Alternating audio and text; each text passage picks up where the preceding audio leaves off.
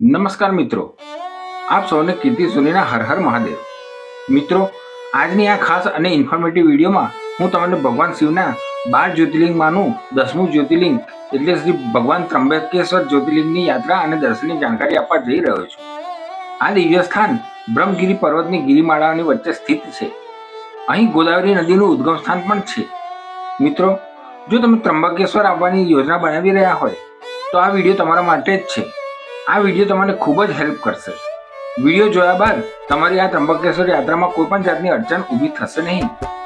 વિડીયોમાં આપણે વાત કરીશું કે ત્રંબકેશ્વર કેવી રીતે જવું, અહીં સ્ટે ક્યાં કરવો, હોટેલ કે ધર્મશાળા ક્યાં લેવી જોઈએ, અહીં દર્શન કરવા માટે પ્રમુખ મંદિર કયા કયા છે અને અહીં ક્યારે આવવું જોઈએ, અને વિડીયોના અંતમાં આપણે જાણીશું કે અહીં ખર્ચ કેટલો થાય છે. તો આ તમામ A to Z માહિતી હું તમને સ્ટેપ બાય સ્ટેપ આપીશ, તો વિડીયો પૂરો જોજો. મારી વિડીયોમાં જોડાયેલા રહેજો. જો તમે મારી ચેનલમાં નવા હોય તો વિડીયોને લાઈક અને ચેનલને સબસ્ક્રાઇબ અવશ્ય કરી દેજો, જેથી આવનારી નવી વિડીયોની નોટિફિકેશન આપ સુધી પહોંચે. તો ચાલો મિત્રો, મહાદેવજીનું નામ લઈ શરૂ કરીએ છીએ આપણે આપણી પાવન સફર. કોમેન્ટ બોક્સમાં હર હર મહાદેવ લખવાનું ચૂકશો નહીં. ત્રંબકેશ્વર મહારાષ્ટ્રના નાસિક જિલ્લાના ત્રંબકધામમાં આવેલું છે. આ મંદિરમાં ભગવાન શિવ 3 સ્વરૂપે એટલે કે બ્રહ્મા, વિષ્ણુ અને મહેશના સ્વરૂપમાં બિરાજમાન છે. અહીં વર્ષ દરમિયાન કરોડો શ્રદ્ધાળુઓ ભગવાન ત્રંબકેશ્વરના દર્શન કરવા આવે છે. મિત્રો, હવે વાત એ આવે છે કે ત્રંબકેશ્વર પહોંચવું કેવી રીતે? તો અહીં તમે બાય ટ્રેન, બાય બસ અથવા બાય પ્લેન આવી શકો છો. જો તમે બાય ટ્રેન અહીં આવતા હોય તો સૌથી નજીકનું સ્ટેશન નાસિક રોડ સ્ટેશન છે. આ સ્ટેશન દેશના મોટાભાગના પ્રમુખ રેલવે સ્ટેશન સાથે વેલ કનેક્ટિવિટી ધરાવે છે. તમે નાસિક સ્ટેશન આવી ત્રંબકેશ્વર આવી શકો છો. નાસિકથી ત્રંબકેશ્વર 35 કિલોમીટરના અંતરે આવેલું છે. નાસિક સ્ટેશનની બહાર જ બસ સ્ટેન્ડ આવેલું છે. અહીંથી તમે બાય બસ, શેરિંગ ટેક્સી, સુમો કે પ્રાઇવેટ ટેક્સીમાં અહીં આવી શકો છો. બસવાળા તમને ત્રંબકેશ્વર આવવાના 60 રૂપિયા ટિકિટ ચાર્જ કરશે, જ્યારે શેરિંગ ટેક્સીમાં તમને 70 થી 80 રૂપિયામાં અહીં આવી શકો છો. આ સિવાય નાસિકમાં સિટી બસ સ્ટેન્ડ અને સેન્ટ્રલ બસ સ્ટેન્ડ પણ આવેલા છે.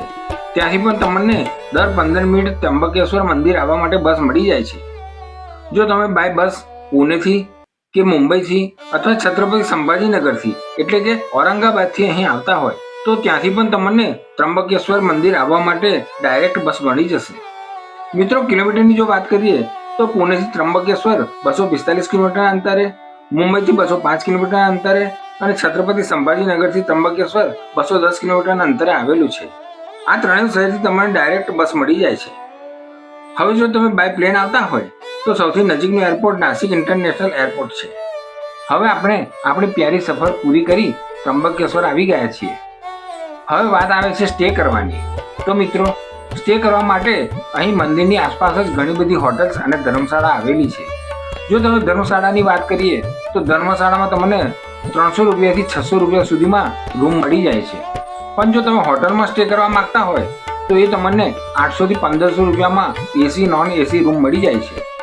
જો તમે અહીં સ્ટે કરવા ના માંગતા હોય તો ત્રંબકેશ્વર મંદિર આવતા પહેલા 1 કિલોમીટરના અંતરે શ્રી ગજાનન મહારાજ સંસ્થાન આવેલું છે. અહીં તમારે ડોર્મેટરી, ડબલ બેડરૂમ, ફેમિલી રૂમ મળી જાય છે. જો તમે સિંગલ પર્સન હોય તો તમને ડોર્મેટરીમાં ફક્ત 60 રૂપિયામાં બેડ મળી જાય છે. જો તમે 2 કે 3 વ્યક્તિ હોવ તો ડબલ બેડરૂમ અથવા વધારે વ્યક્તિ હોય તો ફેમિલી રૂમ તમને 400 રૂપિયામાં મળી જાય છે. તદુપરાંત અહીં જમવાની ફેસિલિટી પણ ઉપલબ્ધ છે. ફક્ત 60 રૂપિયામાં તમને ફૂલ ભાડું મળી જાય છે અને નાસ્તો તમને 40 રૂપિયામાં મળી જાય છે. આ વાત થઈ સ્ટે કરવાની. હવે વાત કરીશું દર્શનની. મિત્રો, જો તમે દર્શન કર્યા બાદ તરત નાસિક પરત ફરતા હોય તો તમે વહેલી સવારે એટલે કે મંદિર ખુલવાના સમયે મંદિર સંસ્થાનમાં આવી જજો. મંદિર ખુલવાનો સમય વહેલી સવારે 5:30 વાગ્યાનો છે. અહીં મોટા એસી હોલમાં રેલિંગ લગાવેલી છે. તમે રેલિંગમાં ભક્તોની લાઈનમાં જોડાઈ જજો અને હર હર મહાદેવના જયકારા સાથે ગર્ભગૃહ તરફ આગળ વધી જજો. અહીં વહેલી સવારે જ ભક્તોની લાઈન થવા માંડે છે. જો તમે વહેલી સવારે દર્શન કરવા આવશો તો તમે 1 કલાકમાં ભગવાન ત્રંબકેશ્વરના દર્શન કરી શકશો. જો તમે આવવામાં મોડું કરશો તો અહીં ભક્તોની લાઈન ખૂબ જ લાંબી થઈ જાય છે. તમારે દર્શન કરવામાં 4 થી 5 કલાક નીકળી જાય છે. જો મિત્રો તમારી પાસે સમયનો અભાવ છે અને તમારે નાસિક પરત ફરવું હોય તો અહીં 200 રૂપિયાનો શીઘ્ર પાસ લઈ તમે ડાયરેક્ટ ભગવાન ત્રંબકેશ્વરના દર્શન કરી શકો છો. અહીં એસી હોલમાં વોશરૂમ અને પીવાના ઠંડા પાણીની ઉત્તમ વ્યવસ્થા મંદિર સંસ્થાન તરફથી કરવામાં આવેલી છે.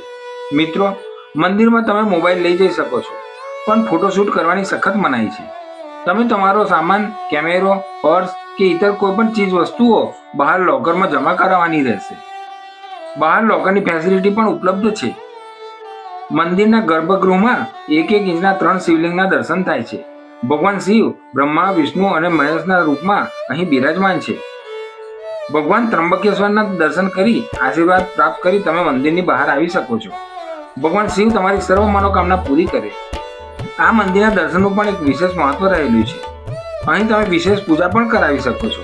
અહીં તમે કાલસર્પ દોષ, નારાયણ નાગ બલિ કે વિશેષ અભિષેક, આ બધી પૂજા તમે અહીં કરાવી શકો છો, જેનું તમને વિશેષ ફળ મળે છે.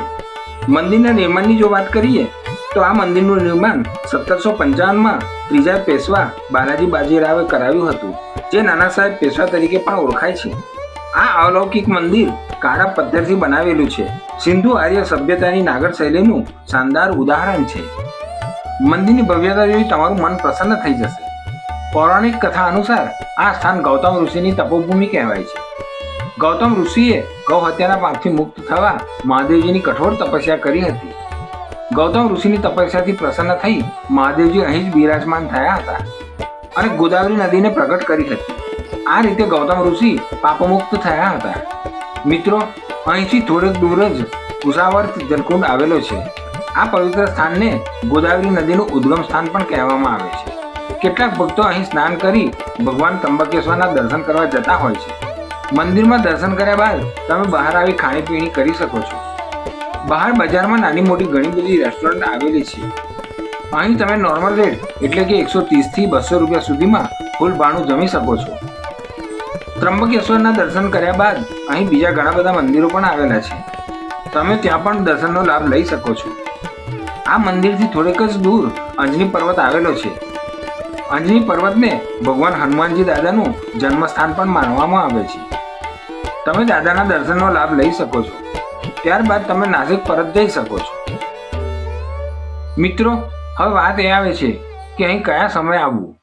તો મિત્રો, તમે આખા વર્ષ દરમિયાન ગમે ત્યારે ભગવાન ત્રંબકેશ્વરના દર્શન કરવા અહીં આવી શકો છો. અહીં શ્રાવણ માસમાં અને શિવરાત્રિના સમયે લાખોની સંખ્યામાં ભક્તોની જનમેદની ઉમટે છે. પણ જો તમારે શાંતિથી દર્શન કરવા હશે તો ઓક્ટોબરથી એપ્રિલ સુધીના સમયમાં અહીં આવી શકો છો.